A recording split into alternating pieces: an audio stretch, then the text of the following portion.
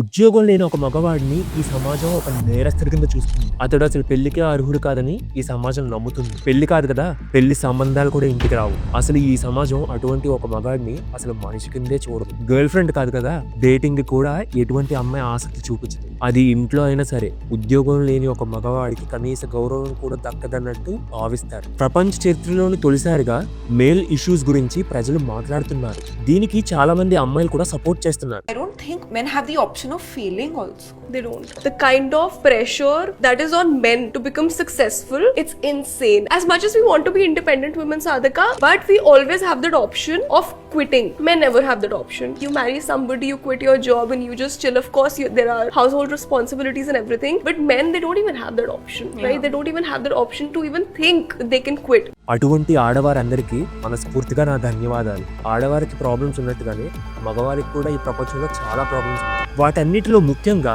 ఉద్యోగం లేకపోవడం వల్ల ఎదురయ్యే టఫ్ సిచ్యువేషన్స్ గురించి ఈ రోజు మనం మాట్లాడుకోబోతున్నాం. నీకు చిగ్గూడా ఉందంటరా? ఏం చూసుకున్నా అంత పొగరు? ముప్పొద్దుల మెక్కటం అది అరిగేదాకా సినిమాలు షికార్లు. నీ ఒంట చీవు నెత్తలేదురా? నువ్వు తినే తిండికి నువ్వు చదివే చదువుకి ఏమన్నా బ్యాలెన్స్ అవుతుందంటరా? నీలాంటి యదవనగానందుకు నేనే దించుకోవాలి తల. నీ బదులు దొడ్డో గేదెని మేపుకుంటే రోజుకు 4 లీటర్లు పాలు ఇచ్చేదిరా. ఇక వీడియోలోకి వెళ్ళిపోదామా? ఒక మహిళకి సమస్య వచ్చినప్పుడు ఆడవారే కాదు, మగవాడు కూడా వేలెత్తి ప్రశ్నిస్తున్నాడు. అదే మెన్స్ ఇష్యూస్ కి వచ్చేసరికి ప్రశ్నించడం కాదు కదా, అసలు మాట్లాడేకోవడం లేదు. మొదటిగా నేను ఈ సమాజాన్ని ఒక ప్రశ్న అడగాలనుకుంటున్నాను. అసలు మనం అందరం మెన్స్ ఇష్యూస్ గురించి ఎందుకు మాట్లాడట్లేదు? ఒక మగవాడి మెంటల్ పీస్ గురించి అసలు ఎవరు ఎందుకు మాట్లాడుకోవట్లేదు? నిజం చెప్పాలంటే కారణం చాలా స్పష్టంగానే ఉంది, చెప్తాను వినండి. సమాజం పురుషులు సహజంగానే బలంగా ఉంటారని నమ్ముతుంది. జీవితంలో ఎటువంటి సమస్య వచ్చినా వారు ఎదుర్కోవాల్సిందే. కానీ ఒక మగాడు అతని సమస్యల గురించి మాట్లాడితే సమాజం అతన్ని అసలైన మగాడు కాదని అంటుంది. అమ్మాయిలు మాత్రమే ఏడుస్తారు, అదే ఒక అబ్బాయి ఏడిస్తే నీకంత ధైర్యం లేదా అని ప్రశ్నిస్తుంది. విడాకుల కారణంగా విడిపోయే దంపతుల్లో ఒక మగాడిని చూసి ఈ సమాజం, మీ ఆవిడనే నువ్వు కంట్రోల్లో పెట్టుకోలేకపోయావు, మా ఆవిడని చూడు అసలు తలెత్తి ఒక మాట కూడా మాట్లాడదు అనే సమాజం మనది. ఒక టీనేజర్ ఉద్యోగం లేని కారణంగా ఇంట్లో ఖాళీగా ఉంటే మన బంధువులు తల్లిదండ్రుల నుంచి ఒత్తిడి మామూలుగా ఉండదు. ఇటువంటి ఒక మైండ్ సెట్ మన ఆదివాసులు నివసిస్తున్న కాలం నుండి కొనసాగుతూనే వస్తుంది. దీన్నే పేట్రియార్కల్ మైండ్ సెట్ అని కూడా అంటారు. ఇది ఒక సామాజిక వ్యవస్థ. ఇందులో ఒక మగవాడికి ఆడదానికంటే ఎక్కువ అధికారం ఉంటుంది. సాధారణంగా ఇటువంటి సొసైటీలో ఒక మగవాడిని ఒక కుటుంబానికి ఆధారంగా చూస్తారు. ఇటువంటి పేట్రియార్కల్ మైండ్ సెట్ ని ఒక ఆదిమానవుడు ఎగ్జాంపుల్ గా తీసుకొని ఒక రీసెంట్ మూవీలో చూపించడం కూడా జరిగింది. కొన్ని శతాబ్దాల క్రితం 2 రకాల మగాళ్ళుండేవాళ్ళు. వన్ ఇస్ ఆల్ఫా, సెకండ్ మిగతా అందరూ. ఆల్ఫా అంటే స్ట్రాంగ్ మ్యాన్. ఆ మగాళ్ళు అడవికెళ్ళి వేటాడి తీసుకొస్తే అప్పుడు ఆడవాళ్లేమో వండి పెట్టి పిల్లల్ని మిగతా వాళ్ళని చూసుకునేవారు. బట్ ఆడవాళ్లు వంటొక్కటే కాదు, వాళ్లే డిసైడ్ చేసుకునేవాళ్లు అక్కడున్న మగాళ్లలో ఏ వేటగాడితో పిల్లల్ని కనాలి అని. ఎవరు తనని తన పిల్లల్ని మిగతా వేటగాళ్ల నుంచి అడవి మృగాల నుంచి ప్రొటెక్ట్ చేస్తారు. ఒకవేళ నువ్వు అక్కడుంటే ఎవరిని చూస్ చేసుకుంటావు? Alpha. ఈ మూవీ యొక్క ఈ సీన్ లో మాట్లాడే ప్రతి మాటకి నేను అంగీకరిస్తాను. ఇన్ఫాక్ట్ అవి నిజాలు. ఒక మగవాడు అతడి ఫ్యామిలీని చాలా జాగ్రత్తగా చూసుకోవాలి.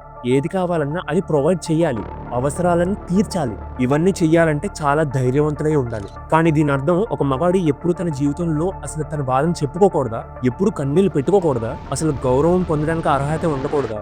ఇక ప్రెసెంట్ సిచ్యువేషన్స్ గురించి మాట్లాడుకున్నట్టయితే అసలు ఈ సమాజానికి ఒక ఉద్యోగం లేని మగవాడు ఎంత ఒత్తిడికి గురవుతున్నాడో తెలుసా? అతనికి ఎదురయ్యే ప్రశ్నలు, అవమానాలు అతన్ని ఎంతగానో దెబ్బతీస్తాయి. అసలు అటువంటి ఒక మగవాడు ఇంట్లోనే ఎంత స్ట్రెస్ కి గురవుతాడో తెలుసా? సాధారణంగా తల్లిదండ్రులు వాళ్ళ పిల్లల విషయానికి వచ్చేసరికి చాలా సపోర్టివ్ గా ఉంటారు. అదంతా ఒక మూడో వ్యక్తి ఈ టాపిక్ లో దిగినంత వరకు మాత్రమే. మనం సాధారణంగా ఎటువంటి ఫంక్షన్ కైనా వెళ్ళినప్పుడు మన రిలేటివ్స్ వాళ్ళ పిల్లల గురించి గొప్పగా చెప్పుకోవడం వింటూ ఉంటాం. దీన్నే సెల్ఫ్ డప్పు అంటారు. ఓ ప్లానింగ్, ఓ పద్ధతి, ఓ విజన్. వాళ్ళ పిల్లల గురించి డప్పు కొట్టుకోవడం అంతా అయిపోయిన తర్వాత మీ పిల్లడు ఏం చేస్తున్నాడు అని క్యాజువల్ గా ఒక క్వశ్చన్ అడుగుతారు. ఏం చేస్తున్నావు? ఏం చేస్తున్నావు? ఏమన్నా చేస్తున్నావా? ఖాళీయా? ఆ ప్రశ్న అడిగినప్పుడు తల్లిదండ్రులు తలెత్తుకోలేకపోవడం చూసిన ఆ వ్యక్తి ఎంత బాధపడతాడు. ఇటువంటి సమస్యల వల్ల మగవారు మానసికంగా కృంగిపోతారు. రాత్రులు నిద్ర పట్టదు, ఏడుపు తన్నుకుంటూ వస్తుంది. ఫర్ సపోజ్ ఒక మగవాడికి 2 ఏళ్ల నుంచి ఉద్యోగం లేక ఖాళీగా ఉన్నట్టయితే అతడిని ప్రేమించిన గర్ల్ ఫ్రెండ్ కూడా ఉద్యోగం లేని కారణంగా వదిలి వెళ్ళిపోతుంది. నాతో ప్రాజెక్ట్ వర్క్ అని చెప్పి టీవీ సర్వీస్ సెంటర్లో జాబ్ చేస్తూ నేను చూసినప్పుడు ఐ వాజ్ ఆల్మోస్ట్ డన్. ఆపేద్దాం. ఇప్పుడు ఆ వ్యక్తికి అసలు బాధ షేర్ చేసుకోవడానికి వాళ్ళ తల్లిదండ్రులు కాదు కదా, ఎవరితో చెప్పుకోగలడు. బయటికి కాలు అడుగు పెడితే సమాజంలో ఎంబారస్మెంట్ ని ఫేస్ చేయాల్సి వస్తుంది. జేబులో రూపాయి కూడా ఉండదు. అలాగని వెళ్ళి వాళ్ళ అమ్మ నాన్నల దగ్గర చేయి చాచి అడగలేడు. అలాగని వాళ్ళ అమ్మ నాన్నల దగ్గరికి వెళ్ళి అతనికి ప్యాషన్ ఈ ఫీల్డ్ లో ఉందని కూడా చెప్పి కన్విన్స్ చేయలేడు. దీనికి అన్నిటికంటే పెద్ద కారణం భారతదేశంలో 90% పైగా తల్లిదండ్రులకు అసలు ఇటువంటి ఒక ప్యాషనేట్ కెరియర్ ని సపోర్ట్ చేసి ఎంకరేజ్ చేయడానికి గల సంపాదన కూడా లేకపోవడం. ఇది ఒక మగవాడి జీవితంలోని the biggest and the darkest phase. ఆ సమయంలో ఒక మగవాడు పూర్తిగా ఒంటరైపోతాడు, ఆనందాన్ని పూర్తిగా కోల్పోతాడు, ఫైనల్ గా డిప్రెషన్ లోకి వెళ్ళిపోతాడు. మనసులోని బాధను బయట పెట్టలేకపోవడం ఒక మగవాడి జీవితంలో డిప్రెషన్ కి అతిపెద్ద కారణం. మగవారి కంటే ఆడవారికి డిప్రెషన్ కలిగే అవకాశం 50% కంటే ఎక్కువగానే ఉంది. కానీ ఆడవాళ్ళు వారి మానసిక సమస్యలను వారి కుటుంబ సభ్యులతో లేదా స్నేహితులతో పంచుకుంటారు. ఒక రీసెర్చ్ లో 2500 మంది మెంటల్ ఇష్యూస్ ఉన్న మగవారిలో 28% పైగా మగవాళ్ళు మాకు మెంటల్ ఇల్నెస్ ట్రీట్మెంట్ అవసరం లేదని చెప్పారు. అంటే మగవాళ్ళు సహాయం కోరడానికి కూడా భయపడతారు. I have to be strong అనే థింకింగ్ వల్ల మెంటల్ ప్రాబ్లమ్స్ ని తగ్గించుకోవాలనే ఆలోచన కూడా ఒక మగవాడికి రాదు. అసలు ఒక మగవాడు అతడి డిప్రెషన్ కి గురయ్యాడనే సంగతే గ్రహించలేడు. దీనికి అతిపెద్ద కారణం ఒక మగాడు తనలో తానే నేను ఒక మగాడిని, నేను బలంగా లేకపోతే ఈ సమాజం నా గురించి ఏమనుకుంటుంది అని బలంగా నమ్మడమే. ఈ డిప్రెషన్ సింప్టమ్స్ అనేవి ఆడవారికి మగవారికి చాలా డిఫరెంట్ గా ఉంటాయి. సాధారణంగా డిప్రెషన్ లో ఉన్న ఆడవారు ఏడుస్తారు లేదా బాధ వారి ముఖంలో కనబడుతుంది. కానీ మగవారిలో డిప్రెషన్ సింప్టమ్స్ చాలా భిన్నంగా ఉంటాయి. వారు ఎక్కువగా కోపపడడం, అబ్యూసివ్ గా మాట్లాడడం, మందు సిగరెట్ ఎక్కువగా తాగడం వంటివి చేస్తారు. ఎక్కువగా డిప్రెషన్ గురైన వారిలో సూసైడల్ టెండెన్సీస్ కనిపించాయని ఎన్నో రీసెర్చ్ లో తేలింది. ఈ వీడియోని మీరు ఇంకా ఇప్పటి వరకు చూస్తున్నారంటే మీకు వీడియో నచ్చిందని అర్థం. నేను మీకు నిజాలను అందించాలని పడే ఈ కష్టం మీకు వాల్యుబుల్ గా అనిపిస్తే సబ్స్క్రైబ్ చేసుకోండి. ఇక వీడియోలోకి వెళ్ళిపోదాం. ఇక సూసైడ్స్ విషయానికి వస్తే మగవారిలో ఆత్మహత్యలు చేసుకునే సంఖ్య ఆడవారి కంటే చాలా ఎక్కువగా ఉంది. ఫర్ ఎగ్జాంపుల్ యూకేలో పురుషుల ఆత్మహత్య రేటు 15.5 కానీ మహిళలకు 4.9 మాత్రమే. ఆస్ట్రేలియాలో పురుషులు 3 రెట్లు ఆడవారి కంటే ఎక్కువగా ఆత్మహత్యలు చేసుకున్నారంట. అదే యుఎస్ఏలో 3.5 రెట్లు ఎక్కువ.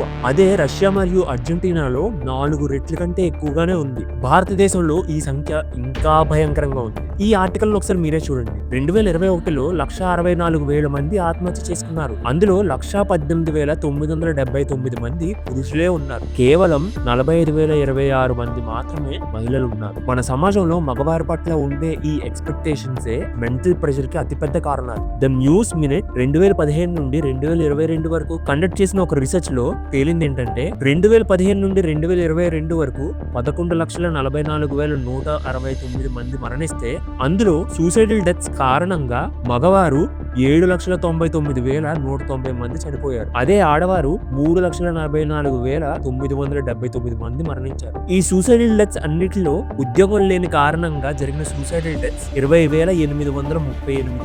ఒక ఉద్యోగం లేని మగవాడి పట్ల ఈ సమాజం తెచ్చే టార్చర్ ఎంత దారుణంగా తయారైందంటే ఒక మగవాడు ఒక సాఫ్ట్ కెరీర్ ని చూస్ చేసుకోవడానికి భయపడుతున్నాడు. అది అతనికి ఎంత ఇష్టం ఉన్నా సరే. ఉదాహరణకి nursing or nursery teacher careers. మన సమాజంలో దరిద్రం ఏంటంటే software engineer, doctor, advocates, government జాబ్లను మాత్రమే గౌరవపరమైన కెరీర్ల కింద భావిస్తుంది. అదే సమయంలో కొంతమంది ఆడవాళ్ళు మగవాళ్ళు చేయగలిగే ఉద్యోగాలను కూడా నేను చేయగలం అని చేసి నిరూపిస్తున్నారు. ఉదాహరణకి locomotive train drivers, bus drivers, fire fighters మరియు ఆస్ట్రోనాట్స్. ఇందువల్ల ఒక మగవాడికి ఆ ఉద్యోగం తనకు ఇష్టం లేకపోయినా చేయాల్సి వస్తుంది. అదే మనం ప్రస్తుతానికి ఉన్న జాబ్ల సంగతి గురించి మాట్లాడుకున్నట్టయితే ఒక చిన్న జాబ్ దక్కించుకోవడానికి ఎన్ని అవస్థలు పడుతున్నారో అనేది ఈ వీడియోలో నేను చాలా వివరంగా ఎక్స్ప్లెయిన్ చేశాను. వెళ్ళి చూడండి. ఈ రోజు సమాజం ఎంత ఘోరంగా తయారైందంటే ఆడవారు పెళ్లి చేసుకునే ముందు ఒక అబ్బాయి గుణగణాలను చూడడం పూర్తిగా మానేశారు. ఈ రోజుల్లో కేవలం జాబ్ ఉండడం సరిపోదు, ఆ జాబ్ తో పెద్ద మొత్తంలో శాలరీ కూడా ఉండాలి. హఫ్ స్పాట్ 2011లో కండక్ట్ చేసిన ఒక సర్వేలో 66% పైగా మగవారు ఒక ఉద్యోగం లేని అమ్మాయిని డేట్ చేయడానికి రెడీగా ఉన్నారంట. అదే అమ్మాయిల సంగతికి వచ్చేసరికి 75% మంది అమ్మాయిలు అసలు ఉద్యోగం లేని ఒక యువకుడిని డేట్ చేయడానికి కూడా అంగీకరించలేదంట. ఇక ఉద్యోగం లేని మగవాడికి పెళ్ళే అవుతుంది. సో మొత్తానికి నేను ఏం చెప్పాలనుకుంటున్నానంటే ఒక మగవాడి జీవితం తన కాలేజ్ డేస్ తోనే ఎండ్ అయిపోతుంది. ఆ తర్వాతే నిజమైన లైఫ్ మొదలవుతుంది. బాధలు, కష్టాలు, ఏడుపులు, అవమానాలు ఇంకా ఎన్నెన్నో ఒక మగవాడు భరించాలి. కాలేజ్ రోజులు అయిపోయిన తర్వాత ఒక మగవాడి తలపని ఎన్నో బాధ్యతలు ఉంటాయి. డబ్బులు గడించాలి, పెళ్లి చేసుకోవాలి, పిల్లలను చూసుకోవాలి, తల్లిదండ్రులను చూసుకోవాలి.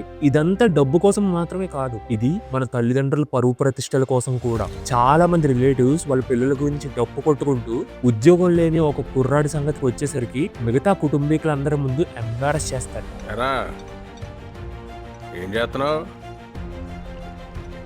ఏమైనా చేస్తున్నావా ఖాళీయా? అందులో చాలా మంది బంధువులు ఏదో అడగాలని మాత్రమే అడుగుతారు. నాకు తెలుసు నీకు కోపం వస్తుంది, మీ అమ్మా నాన్నలను అవమానించే ప్రతిసారి నీకు ఆ కోపం వస్తూ ఉంటుంది. అప్పుడప్పుడు రాత్రులు నిద్ర పట్టకుండా ఏడ్చిన రోజులు కూడా ఉండే ఉంటాయి. సో మొత్తానికి ఈ సమస్యకు పరిష్కారం ఏంటి? ఉద్యోగం కొంతమందికి వెంటనే దొరుకుతుంది, కొంతమందికి ఒక సంవత్సరం పడుతుంది, కొంతమందికి 2-3 ఏళ్ళు పడుతుంది. కానీ ఉద్యోగం దొరికి తీరుతుంది. ఉద్యోగమే నీ చివరి మార్గం కాదు. లైఫ్ లో గొప్పోడు అవ్వడానికి ఇంకా ఎన్నో మార్గాలు ఉన్నాయి. కొత్త అవకాశాలు వస్తాయి. మన భూప్రపంచం మొత్తం మీద ఉద్యోగం లేకపోయినా కూడా ఎంతో ఎత్తుకు ఎదిగిన మగవాళ్ళు చాలా మందే ఉన్నారు. వారిని ఇన్స్పిరేషన్ గా తీసుకో. సో 2, 3, 4 ఎన్నేళ్ళైనా కష్టపడి ఒక ఉద్యోగం తెచ్చుకో. లేకపోతే నువ్వు అనుకున్న ఫీల్డ్ లో కానీ నీ ప్యాషన్ తో కానీ నువ్వు ఎంతో గొప్ప ఎత్తుకు ఎదుగు. ఆ తర్వాత మీ బంధువుల్లో ఏ ఒక్కరు కూడా నిన్ను వేలెత్తి చూపించలేదు. బ్రతకడానికి కేవలం జాబ్ ఒక్కటే దారి కాదు. కాబట్టి ప్రెషర్ని తట్టుకోలేక జీవితం వదులుకోవాలనుకునే ఆలోచనని పక్కన పెట్టు. రాబోయే వీడియోలో మరో ఇంట్రెస్టింగ్ టాపిక్ తో మళ్ళీ కలుద్దాం. Until then, bye.